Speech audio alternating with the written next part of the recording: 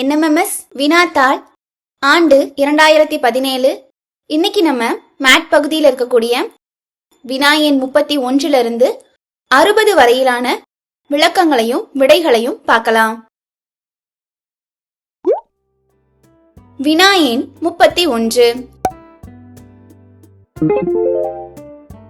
கொடுக்கப்பட்ட எழுத்துக்களை ஒருமுறை பயன்படுத்தி எந்த சொல்லை உருவாக்கலாம் என்பதனை தேர்ந்தெடுக்கவும். டெமான்ஸ்ட்ரேஷன். இப்போ இந்த டெமான்ஸ்ட்ரேஷன்ல இருந்து ஆப்ஷன் B ல இருக்கக்கூடிய ஸ்டாட்டிக்க உருவாக்க முடியுதா பாருங்க. ஸ்டாட்டிக்ல இருக்க C டெமான்ஸ்ட்ரேஷன்ல இல்ல. ஆப்ஷன் B பாருங்க. ட்ரைனிங்ல இருக்கக்கூடிய G டெமான்ஸ்ட்ரேஷன்ல இல்ல.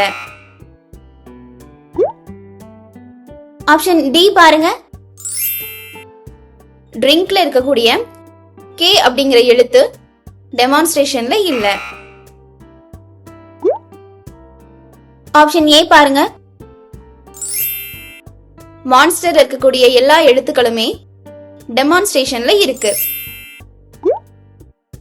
அப்ப ஆப்ஷன் A தான் சரியான விடை. டிக் பண்ணிக்கோங்க.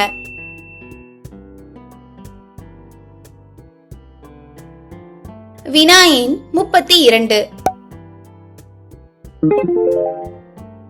குறியீட்டு முறையில் ஆரஞ்சு என்பது ANEORG என குறியிடப்பட்டால் கிரேப்ஸ் என்பது எவ்வாறு குறியிடப்படும்? இங்க பாருங்க, ஆரஞ்சு அப்படிங்கிற வார்த்தைய ANEORG அப்படின்னு குறியிட்டு இருக்காங்க. இந்த குறியீடுல இருக்க எல்லா எழுத்துமே ஆரஞ்சுல இருக்க எல்லா எழுத்துக்கள் கூடயும் ஒத்து போகுது. அப்ப இந்த எழுத்துக்கள் இடம் மாறி அமைஞ்சிருக்கா அப்படின்னு செக் பண்ணலாம். முதல்ல இருக்கக்கூடிய OR அப்படிங்கிற 2 எழுத்துக்களும் 4வது மற்றும் 5வது இடத்துக்கு வந்துருது. அதே மாதிரி 3 மற்றும் 4வது இடங்கள்ல இருக்கக்கூடிய AN முதல் மற்றும் 2வது இடத்துக்கு வந்துருது. G 6வது இடத்துக்கும் 6வது இடத்துல இருக்கக்கூடிய E 3வது இடத்துக்கும் வந்துருது. அப்போ இங்க 1 2 3 4 5 6 அப்படிங்கிற எண்கள் 3 4 6 1 2 5ன்னு மாறி இருக்கு. அப்ப இதே மாதிரி கிரேப்ஸ்லயும் 6 எழுத்துக்கள் இருக்கு. இந்த 3 4 6 1 2 5 அப்படிங்கிற வரிசையில எழுதி பாருங்க. என்ன கிடைக்குது? APSGRE. அப்ப ஆப்ஷன் B தான் சரியான விடை. டிக் பண்ணிக்கோங்க.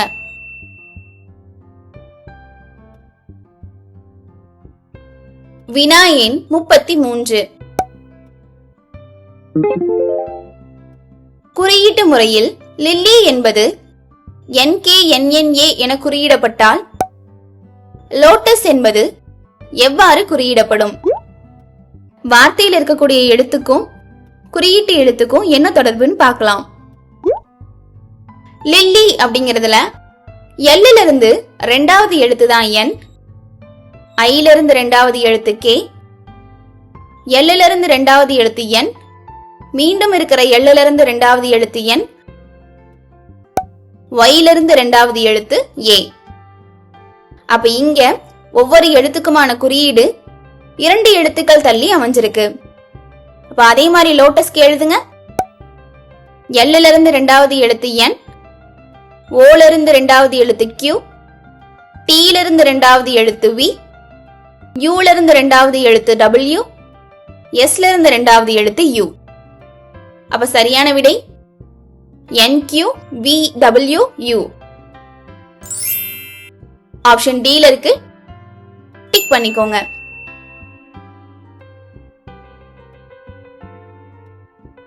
வினா எண் 34. கொடுக்கப்பட்டுள்ள வார்த்தைகளை அவற்றின் பொருளின் அடிப்படையில் வரிசைப்படுத்தி சிறந்த வரிசையை தேர்ந்தெடுக்கவும். இங்க கொடுக்கப்பட்டிருக்க வார்த்தைகள் எல்லாம் பாருங்க. நாற்காலி, மரம், மரப்பலகை, விதை, செடி அப்படின்னு கொடுத்திருக்காங்க.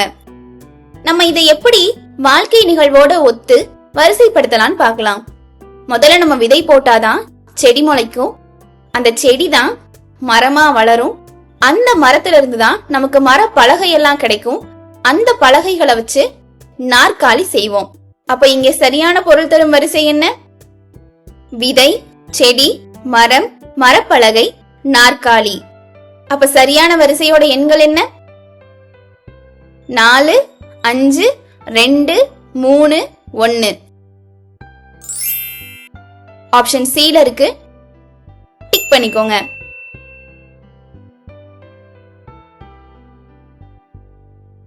வினா எண் 35. கொடுக்கப்பட்டுள்ள வார்த்தைகளை அவற்றின் பொருளின் அடிப்படையில் வரிசைப்படுத்தி சிறந்த வரிசையை தேர்ந்தெடுக்கவும். கொடுக்கப்பட்டிருக்க வார்த்தைகளை பாருங்க. வாக்கியம், கட்டுரை, சொற்கள், எழுத்து, பத்தி. எப்பவுமே எழுத்துக்கள் எல்லாம் ஒன்று சேர்ந்தாதான் அது சொற்களா மாறும். சொற்கள் எல்லாம் ஒன்று சேர்த்துதான் நம்ம வாக்கியத்தை உருவாக்குவோம். பல வாக்கியங்கள் சேர்ந்ததுதான் ஒரு பத்தி. நிறைய பத்திகளை வச்சுதான் நம்ம கட்டுரை எழுத முடியும். சரியான வரிசை என்ன? எழுத்து, சொற்கள், வாக்கியம், பத்தி, கட்டுரை. அப்ப சரியான வரிசையோட எண்கள் என்ன? 4, 3, 1, 5, 2. ஆப்ஷன் B ல இருக்கு. டிக் பண்ணிக்கோங்க.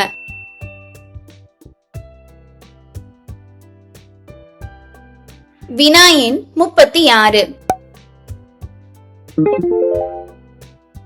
கொடுக்கப்பட்ட படத்தில் உள்ள செவ்வகங்களின் எண்ணிக்கை என்ன? இங்க ஒரே மாதிரியான செவ்வகங்கள் 3 கொடுத்திருக்காங்க.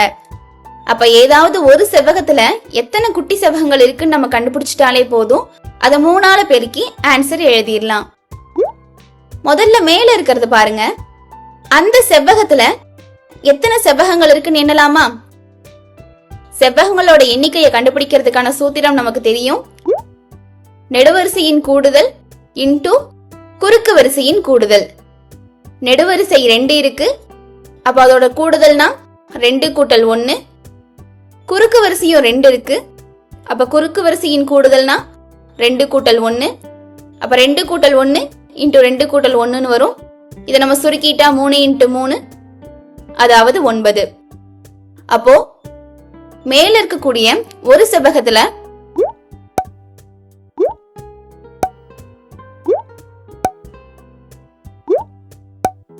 மொத்தம் 9 செவ்வகங்கள் அமைஞ்சிருக்கு.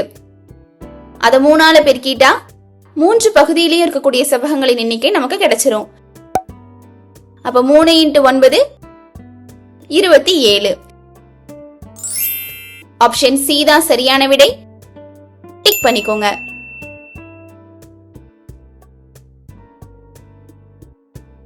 வினா எண் 37. கொடுக்கப்பட்ட படத்தில் உள்ள முக்கோணங்களின் எண்ணிக்கை. முதல்ல தனித்தனியா எத்தனை முக்கோணங்கள் இருக்குன்னு பார்க்கலாம். தனித்தனியான முக்கோணங்கள் எத்தனை இருக்கு? 9. உள்ள இருக்கக்கூடிய முக்கோணத்துல எண்ணி பாருங்க. அங்க ஒரு 3 இருக்கு. அப்ப மொத்தம்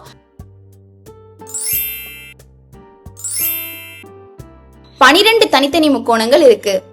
அது மட்டும் இல்லாம நடுவுல இருக்கக்கூடிய 4 முக்கோணங்களை சேர்த்து ஒரு பெரிய முக்கோணமும் உருவாகுது. அப்ப ஏற்கனவே 12 + 1 13 முக்கோணங்கள் இங்க இருக்கு. அப்ப ஆப்ஷன் C தான் சரியான விடை. டிக் பண்ணிக்கோங்க.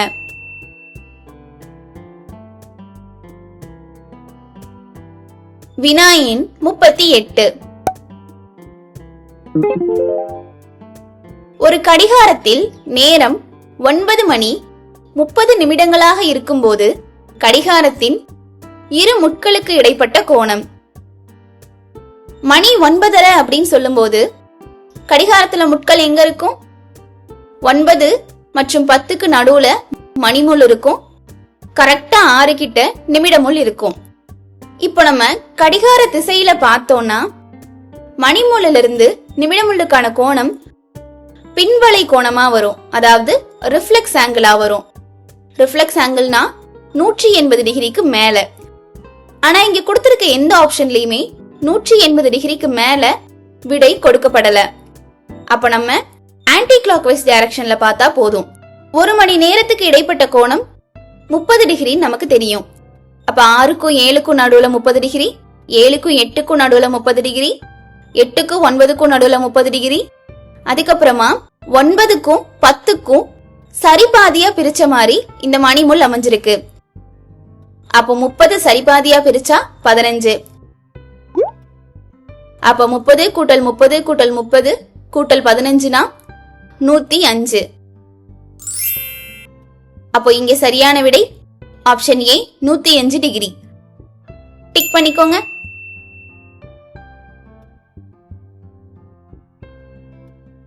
வினா எண் 39.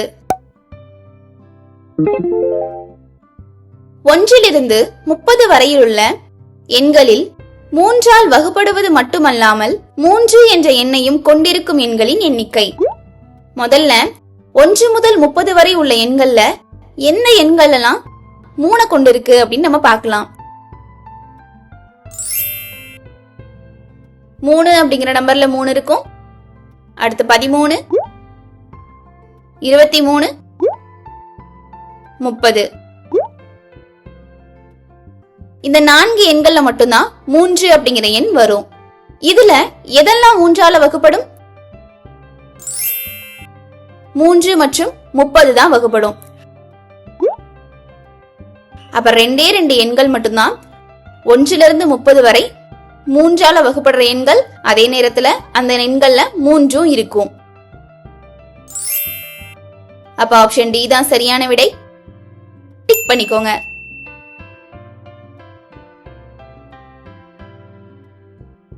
வினா எண் 40. ஒரு குடும்பத்தில் ஒரு கணவன், மனைவி, அவர்களின் 4 மகன்கள் மற்றும் அவர்களின் மனைவிகளுடன் வசிக்கின்றனர். ஒவ்வொரு மகனுக்கும் 3 மகன்களும் 1 மகளும் உள்ளனர் எனில் அக்குடும்பத்தில் உள்ள மொத்த ஆண் உறுப்பினர்களின் எண்ணிக்கை என்ன? இங்க ஆண் உறுப்பினர்களோட எண்ணிக்கை தான் கேட்டிருக்காங்க. அப்ப மனைவி, மகள்கள் அந்த மாதிரி இருக்கிற எண்ணிக்கையெல்லாம் நம்ம எடுக்க வேணாம். இங்க ஒரு கணவன், அவருக்கு 4 மகன்கள். அப்போ 1 கூட்டல் 4. அப்போ ஒரு மகனுக்கு 3 மகன்கள்னா 4 மகன்கள்னா 12 பேர். அப்போ 1 கூட்டல் 4 கூட்டல் 12 17. அப்ப அந்த குடும்பத்தில் இருக்கக்கூடிய மொத்த ஆண் உறுப்பினர்கள் 17 பேர். இதற்கு ஒரு உறவுமுறை படமும் இங்க போட்டிருக்கோம், அதையும் பார்த்துக்கோங்க. அப்ப ஆப்ஷன் டி தான் சரியான விடை. டிக் பண்ணிக்கோங்க.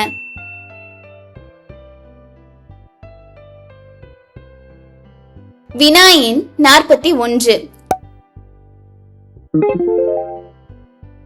இங்க கொடுத்திருக்கக்கூடிய குறிப்புகளை பயன்படுத்தி தான் வினா எண் 41 - 45 வரைக்குமான வினாக்கள் அமைய போது. அதனால இத நம்ம தெளிவா பார்த்துக்கலாம். கீழே கொடுக்கப்பட்ட பல மொழிகளில் உள்ள சொற்களை குறிக்கும் வகையில் குறியீட்டு எண்கள் வழங்கப்பட்டுள்ளன. அவற்றை பயன்படுத்தி விடையளிக்கவும். இங்க கொடுக்கப்பட்டிருக்க 4 பழமொழிகள்லயுமே இஸ் அப்படிங்கிற வார்த்தை நடுவுல இருக்கு. அதே மாதிரி குறியீடுகள்லயும் 2 அப்படிங்கிற எண் நடுவுல பொதுவா இருக்கு.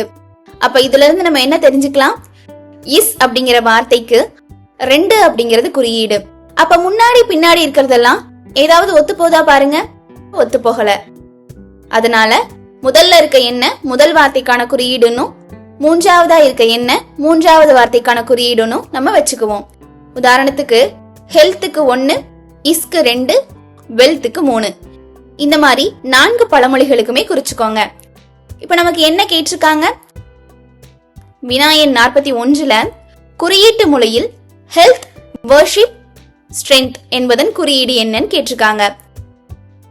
ஹெல்த்னா 1, வர்ஷிப்னா 8, ஸ்ட்ரென்த்னா 0. அப்ப சரியான விடை 1, 8, 0. ஆப்ஷன் டி தான் சரியான விடை. டிக் பண்ணிக்கோங்க.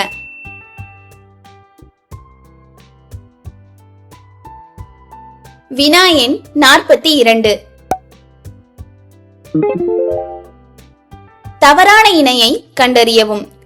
முதல்ல கொடுத்திருக்கிறது பாருங்க, யூனியன் வெல்த் 93 கொடுத்திருக்காங்க. யூனியனோட குறியீடு என்ன? 9. வெல்த்தோட குறியீடு 3. அப்போ 9, 3ங்கிறது சரியான இணைதான், விடையா இருக்க வாய்ப்பில்ல. ரெண்டாவது பாருங்க, டைம் கோல்டு. டைம்னா 4, கோல்டுனா 5. ஆனா இங்க 8ன்னு கொடுத்திருக்காங்க. அப்ப இது ஒரு தவறான இணை, குறிச்சு வச்சுக்கோங்க. மூணாவது கொடுத்திருக்கிறது பாருங்க, ஹெல்த் ஸ்ட்ரென்த். ஹெல்த்தோட குறியீடு 1, ஸ்ட்ரென்த்தோட குறியீடு 0. 1, 0 தான் இங்கேயும் கொடுத்திருக்காங்க. அப்ப இது சரியான இணைதான். நான்காவது பாருங்க, ஒர்க் அப்படிங்கிறதுக்கு 6, வர்ஷிப்க்கு 8. ஆனா இங்க 5ன்னு கொடுத்திருக்காங்க. அப்போ தவறான இணைதான். அப்ப இங்க 2 மற்றும் 4 தான் தவறான இணை. ஆப்ஷன் சில இருக்கு, டிக் பண்ணிக்கோங்க.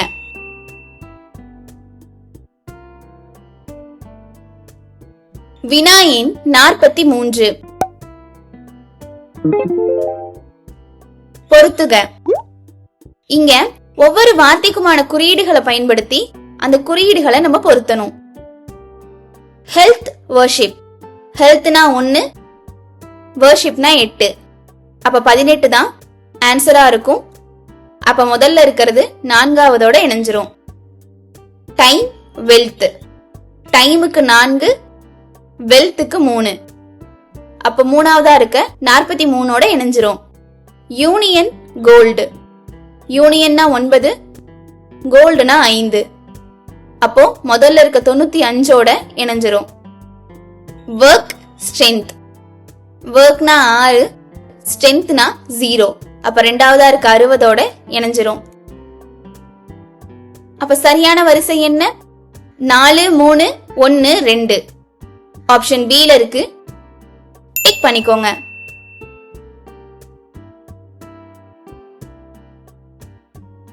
வினா எண் 44. 5, 2, 3 என்ற குறியீடு எதனை குறிக்கும்? இங்க குறியீடு கொடுத்துட்டு என்ன வார்த்தைன்னு கேட்டிருக்காங்க. 5னா என்ன? கோல்டு. 2னா இஸ். 3னா வெல்த். அப்ப கோல்டு இஸ் வெல்த்ங்கிறது தான் சரியான விடையா இருக்கும். அது ஆப்ஷன் சில இருக்கு, டிக் பண்ணிக்கோங்க.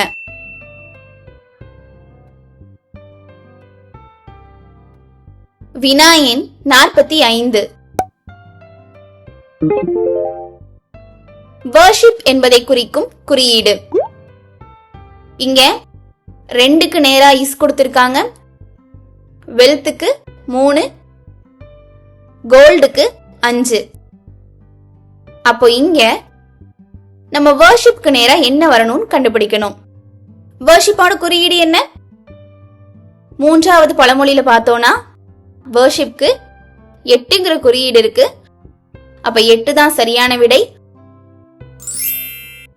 ஆப்ஷன் டி ல இருக்கு, டிக் பண்ணிக்கோங்க.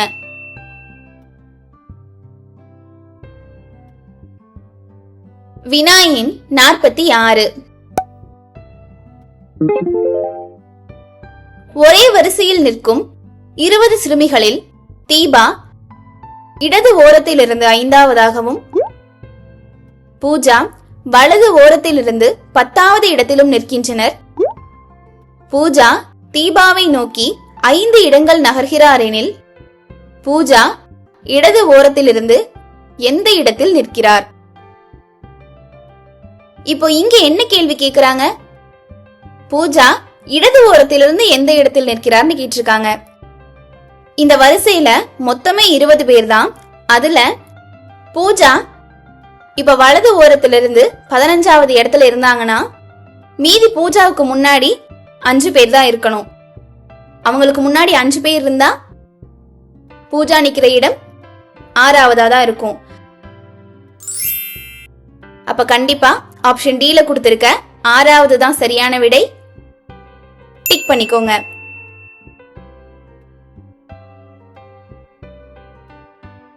வினா எண் 47. மாணவர்கள் வரிசையில் நிற்கின்றனர். அதில் ரோஹன் என்ற மாணவர் இடது ஓரத்திலிருந்து 6வதாகவும், ஆதித்யா என்ற மாணவர் வலது ஓரத்திலிருந்து 8வதாகவும் நிற்கின்றனர். ரோஹனுக்கும் ஆதித்யாவிற்கும் இடையில் எவரும் நிற்கவில்லை எனில் வரிசையில் உள்ள மொத்த மாணவர்களின் எண்ணிக்கை. இங்க அவங்க 2 பேத்துக்கு நடுவுல யாருமே இல்லனா மொத்தம் எத்தனை பேர் இருப்பாங்க? இந்த 2 இடங்களை கூட்டினாலே நமக்கு விடை கிடைச்சிரும். அப்ப 6 கூட்டல் 8 14. அப்ப வரிசையில் உள்ள மொத்த மாணவர்களின் எண்ணிக்கை 14. ஆப்ஷன் பி ல இருக்கு. டிக் பண்ணிக்கோங்க.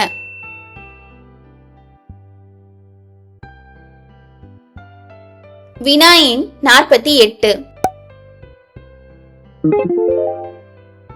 35 மாணவர்கள் உள்ள ஒரு வகுப்பில் நேத்ரா என்ற மாணவி மேலிருந்து 19வது தரவரிசையில் உள்ளார். அடுத்த முனையிலிருந்து அவரது தரவரிசை என்ன?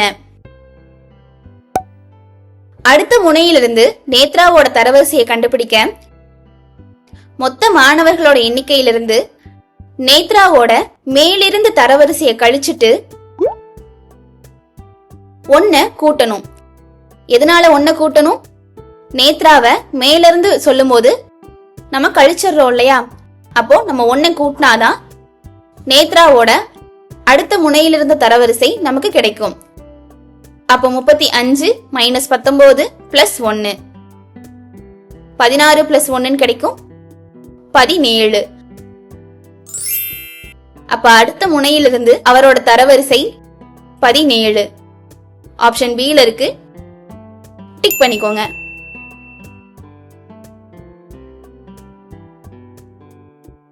வினா எண் 49.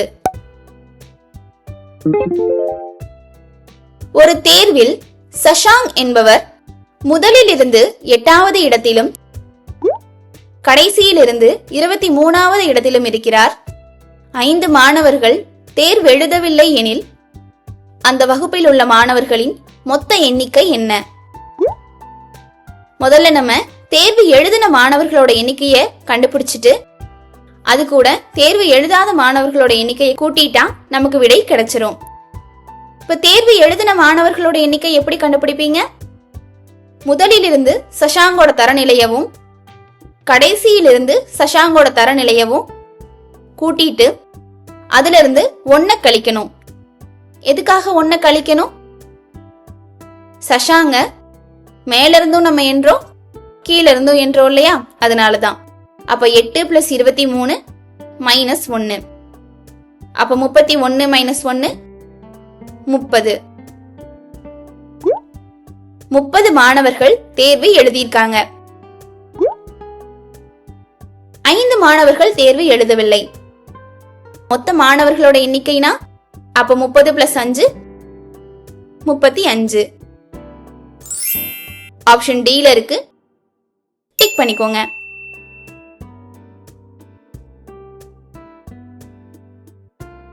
வினா எண் 50. இந்த குறிப்புகளை பயன்படுத்தி தான் வினா எண் 50 52 வரையிலான விளக்கங்கள் அமைய போது. அதனால இந்த தரவரிசை கணக்குக்கு தெளிவா நம்ம ஒரு படம் போட்டுக்கலாம். 5 மாணவர்கள் அவர்களுடைய ஆசிரியருடன் ஒரு வட்டமான மேசையில் சமமான இடைவெளியில் அமர்ந்துள்ளனர். கீழ்காணும் விவரங்களை படித்து கேட்கப்பட்டுள்ள வினாவிற்கு விடையளிக்கவும். குறிப்பு 1 பாருங்க. ராம் என்பார் ரஹீம் என்பாரின் நேரெதிரே மற்றும் ராகுல் என்பாருக்கு வலது புறமாக 2வது இடத்தில் அமர்ந்துள்ளார். ராம் அப்படிங்கிறவரு ரஹீம்க்கு நேரெதிரில் இருக்கிற மாதிரி வச்சுக்குவோம். அதே மாதிரி ராம் எந்த இடத்துல இருக்காரு? ராகுல்ல இருந்து வலது புறமா 2வது இடத்துல இருக்காருன்னு சொல்லியிருக்காங்க. அப்ப ராம்க்கு இடது புறமா 2வது இடத்துல ராகுல் உட்கார்ந்து இருக்காருன்னு அர்த்தம். அப்ப ரஹீம் பக்கத்துல ராகுல், ராகுல்ல இருந்து ரெண்டாவது வலது பக்கமா ராம் இருக்காரு. ராபின் என்பார் ராகுல் என்பாருக்கு நேரெதிரே மற்றும் ரோஹன் என்பாருக்கு உடனடி இடது புறத்திலும் அமர்ந்துள்ளார். ராபின் அப்படிங்கிறவர் ராகுலுக்கு நேரெதிரில் இருக்காருன்னு சொல்லிட்டாங்க. அப்ப ராகுலுக்கு எதிரில் ராபினை வச்சிடலாம். அதே நேரத்துல ரோஹனுக்கு உடனடி இடது புறம்னா ராபின்க்கு வலது புறமா தான் ரோஹன் இருக்கணும். இப்ப ராபின்க்கு வலது புறமா ரோஹனை நம்ம வச்சிடலாம். இப்போ அந்த மேசையில 6 இடங்கள்ல நம்ம 5 இடங்களை நிரப்பியாச்சு. மூன்றாவது குறிப்பு பாருங்க.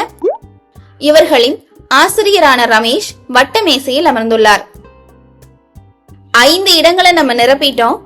அப்ப மீதி இருக்க ஒரு இடத்துல ரமேஷ் உட்கார்ந்திருப்பாரு. இப்ப நமக்கு என்ன வரிசையில அவங்க 6 பேர் உட்கார்ந்துருக்காங்கன்னு தெரிஞ்சிருச்சு. இதை வச்சு நம்ம எல்லா கேள்விகளுக்கும் விடையளிச்சிடலாம். ராம் மற்றும் ரோஹன் இருவருக்கும் இடையில் அமர்ந்திருப்பவர் யார்? கிளாக் வைஸ்ல பார்த்தோம்னா 3 பேர் இருக்காங்க. ஆனா ஆப்ஷன்ல ஒரு பேர் மட்டும்தான் கொடுத்திருக்காங்க. அப்ப நம்ம ஆன்டி கிளாக் வைஸ்ல பார்க்கலாம். ராமுக்கும் ரோஹனுக்கும் நடுவுல ராபின் இருக்காரு. அப்போ ஆப்ஷன் ஏ ராபின் தான் சரியான விடை. டிக் பண்ணிக்கோங்க.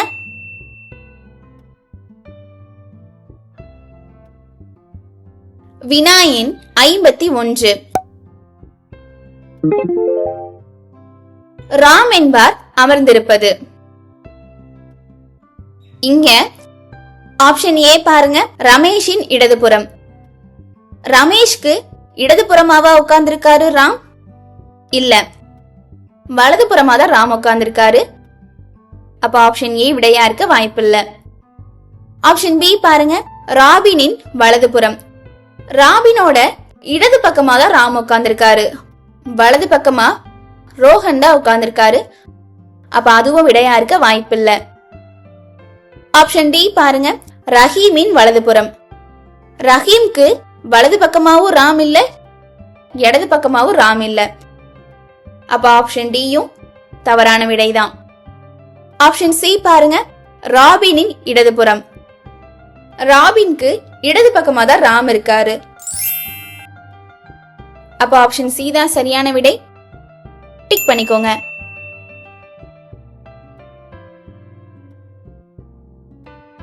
வினா எண் 52. ரமேஷ் மற்றும் ரஹீம் இருவருக்கும் மேசையின் மையத்தில் இருந்து உள்ள கோண அளவு. இங்க ஒரு வட்டமான மேசை அப்படின்னு கொடுத்துட்டாங்க. அப்ப வட்டத்தோட முழு கோணம் 360 டிகிரி. அது மட்டும் இல்லாம சமமான இடைவெளிகள்ல 6 பேர் அமர்ந்திருக்க மாதிரி சொல்லியிருக்காங்க. அப்ப 360 டிகிரிய நம்ம 6ஆல வகுத்துட்டா 2 பேத்துக்கு இடையில இருக்க கோணம் நமக்கு கிடைச்சிரும். அப்ப 360 டிகிரி டிவைடட் பை 6னா 60 டிகிரி. அப்ப இங்க ஒவ்வொருத்தரும் 60 டிகிரி கேப்ல உட்கார்ந்திருக்காங்க. ரமேஷ் மற்றும் ரஹீம் அப்படின்னா கடிகார சுற்றின் திசையில பாருங்க, ரமேஷ், அடுத்து ராகுல், அடுத்து ரஹீம். அப்போ ரமேஷ்க்கும் ராகுலுக்கும் நடுவுல 60 டிகிரி, ராகுலுக்கும் ரஹீம்க்கும் நடுவுல 60 டிகிரி. அப்போ 120 டிகிரி கேப்ல தான் 2 பேரும் உட்கார்ந்திருக்காங்க. அப்ப ஆப்ஷன் பி தான் சரியான விடை. டிக் பண்ணிக்கோங்க.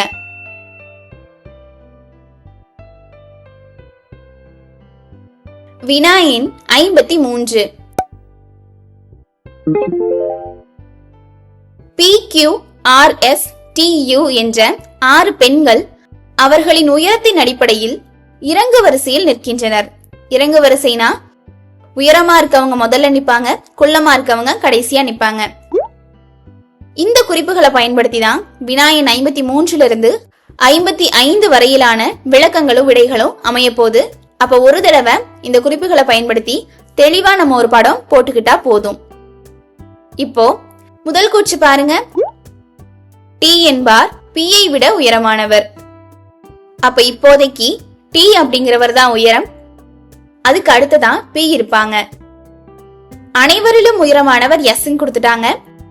அப்ப டீயவும் விட உயரமானவங்க எஸ். மூன்றாவது குறிப்பு பாருங்க. மிகவும் குள்ளமானவர் யூ. அப்போ கடைசி இடத்துல தான் யூ இருப்பாங்க. அடுத்த குறிப்பு, கியூ என்பார் டீயை விட உயரமானவர், ஆனால் எஸ்ஐ விட குள்ளமானவர். இங்க ஏற்கனவே சொல்லிட்டாங்க எல்லார விடவும் உயரமானவங்க எஸ் அப்படின்னு.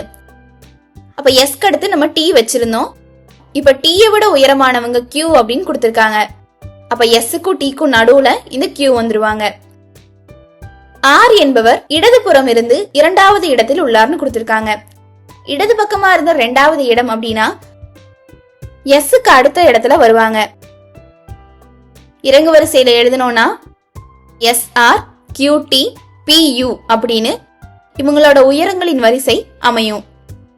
இதுல என்ன வினா கேட்டிருக்காங்க பாருங்க. பி மற்றும் ஆர் இருவருக்கு இடையில் உள்ளவர்கள் யார்? பிக்கும் ஆருக்கும் நடுவுல கியூ மற்றும் டி தான் இருக்காங்க. அப்ப ஆப்ஷன் ஏ தான் சரியான விடை. டிக் பண்ணிக்கோங்க.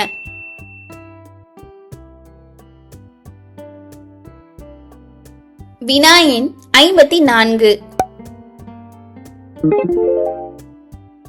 வலது புறத்திலிருந்து P இன் நிலை என்ன? வலது புறத்திலிருந்து பார்க்கணும்னா யூல இருந்து பார்க்கணும். யூல இருந்து P எங்க இருக்காங்க? இரண்டாவது இடத்துல இருக்காங்க. அப்ப வலது புறத்திலிருந்து P யோட நிலை இரண்டாவது. அப்ப ஆப்ஷன் பி தான் சரியான விடை. டிக் பண்ணிக்கோங்க.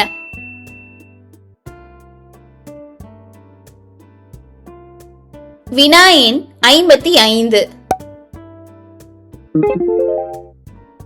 பின்வரும் கூற்றுகளில் தவறான கூற்று எது?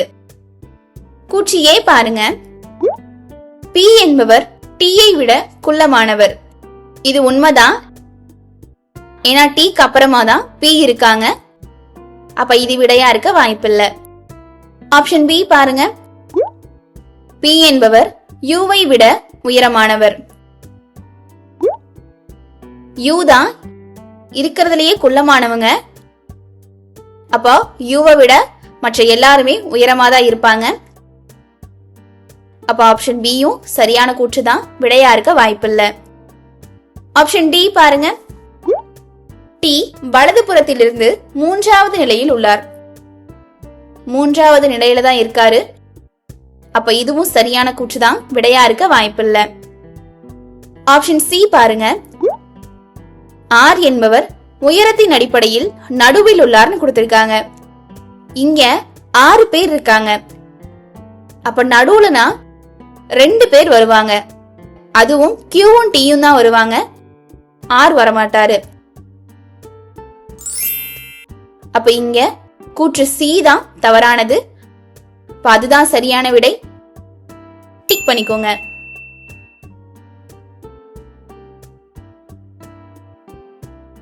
வினா எண் 56. இந்த குறிப்புகளை பயன்படுத்தி தான் வினா எண் 56 இருந்து 58 வரையிலான விளக்கங்களும் விடைகளும் அமைய போது தெளிவா படிச்சுக்கோங்க.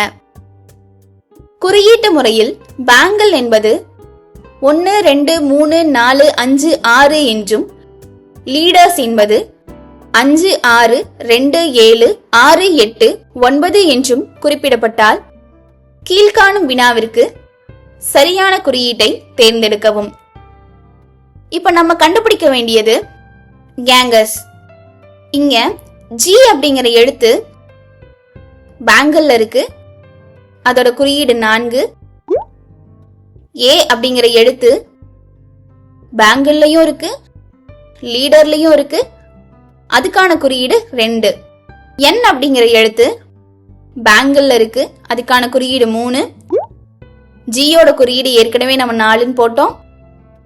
ஈயோட குறியீடு பேங்கிள்லயும் இருக்கு, லீடர்ஸ்லயும் இருக்கு. அதுக்கான குறியீடு 6. எஸ்ஸோட குறியீடு லீடர்ஸ்ல இருக்கு. அதுக்கான குறியீடு 9. அப்ப கேங்கர்ஸோட குறியீடு என்ன? 4 2 3 4 6 9. அப்ப ஆப்ஷன் பி தான் சரியான விடை. டிக் பண்ணிக்கோங்க.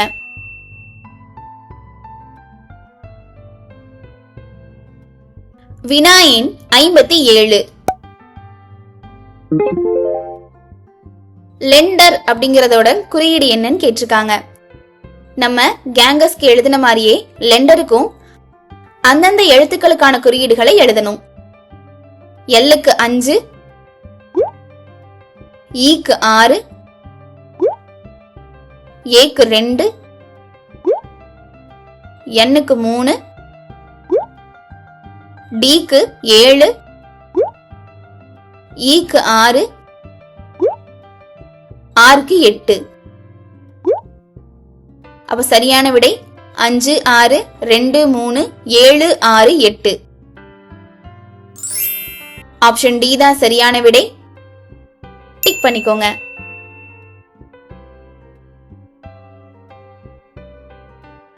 வினா எண் 58. பீட்ஸ்.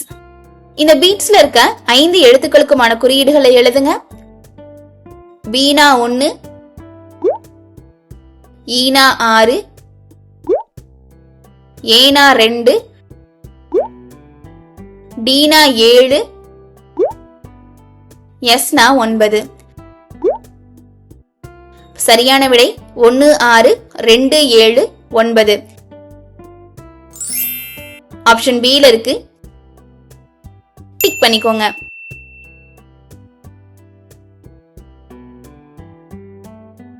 வினா எண் 59.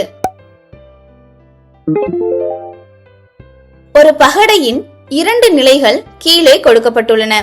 பகடையின் மேற்பகுதி 1ஆக இருக்கும்போது பகடையின் கீழ்ப்பகுதியில் உள்ள எண் என்னவாக இருக்கும்? இப்ப இந்த பகடைகள்ல பாருங்க, மேல இருக்கக்கூடிய பக்கம் 2 அப்படின்னு பொதுவா இருக்கு.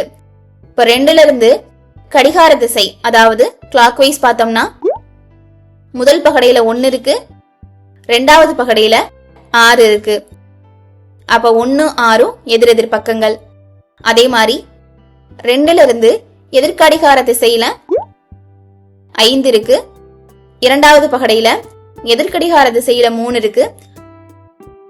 அப்ப 3, 5 எதிரெதிர் பக்கங்கள். இங்க 1 மேல் பகுதியில இருந்தா கீழ்பகுதி என்னன்னு கேட்டிருக்காங்க. 1 மேல இருந்துச்சுன்னா அதோட எதிர்பக்கமா அமையக்கூடியது 6. அப்ப அதுதான் கீழ்பகுதியில இருக்கும். அப்ப ஆப்ஷன் சி தான் சரியான விடை. டிக் பண்ணிக்கோங்க.